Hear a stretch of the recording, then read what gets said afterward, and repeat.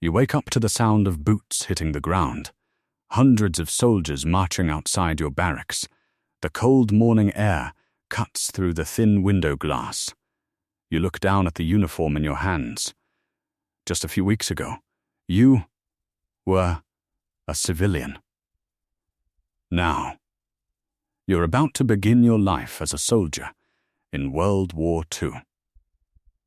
But what most people don't realize is that a soldier's life changes dramatically depending on the rank you hold. From the lowest recruit to the soldiers trusted to lead others into battle. Today, you're going to experience what life was like at every level of the army during the war.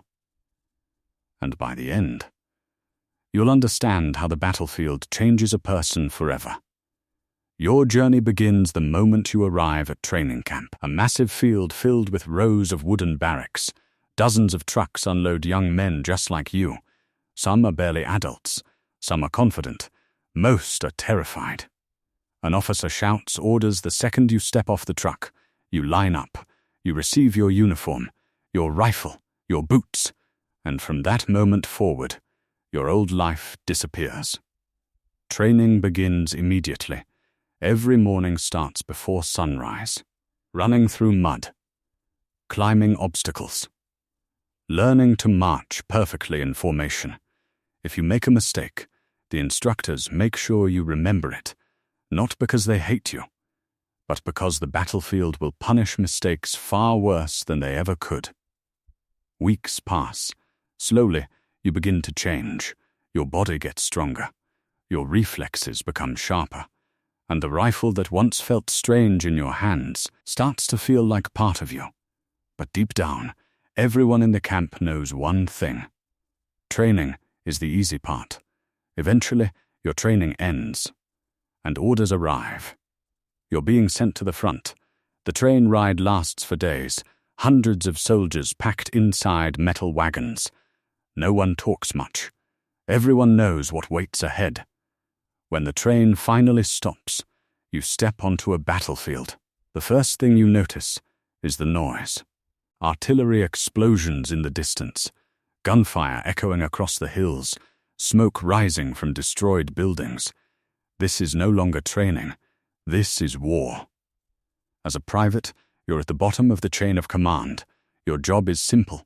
Follow orders. Dig trenches. Carry ammunition. Stand guard during the night. Sometimes your unit marches for miles. Sometimes you stay in the same muddy trench for weeks. The worst part isn't always the fighting. It's the waiting. Waiting for the next attack. Waiting for the next order. Waiting for something you can't control. And when the battle finally begins, everything happens too fast to think.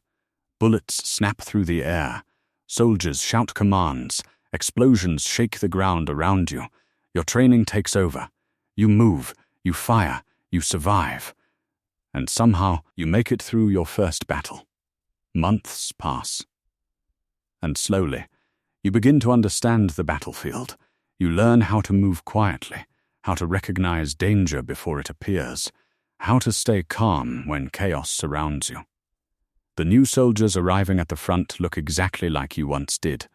Nervous, uncertain, unprepared for what war really feels like. But now, you're different.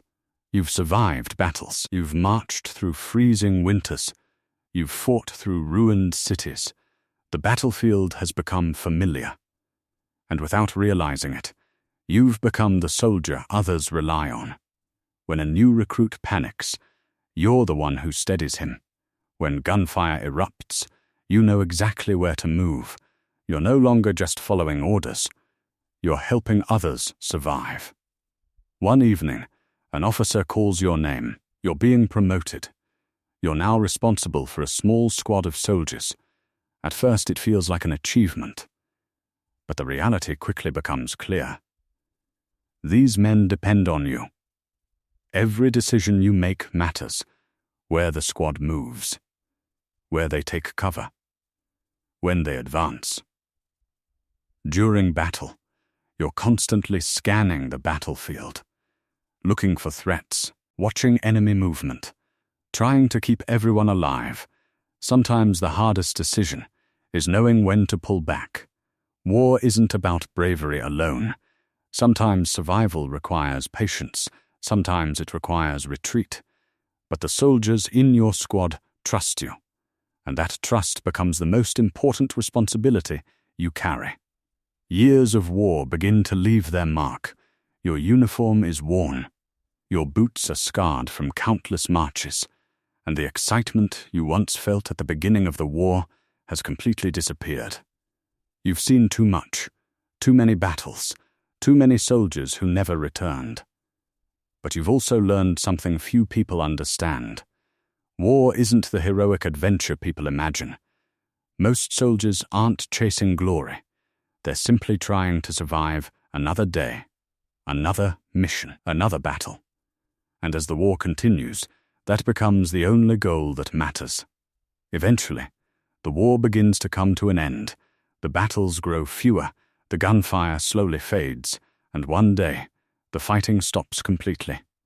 You stand on a quiet battlefield. The same ground that once shook with explosions now sits in silence. For the first time in years, there is no war. You survived. But the person who arrived at training camp long ago is gone. Because war doesn't just change countries, it changes the people who live through it. And for millions of soldiers during World War II, this was their life.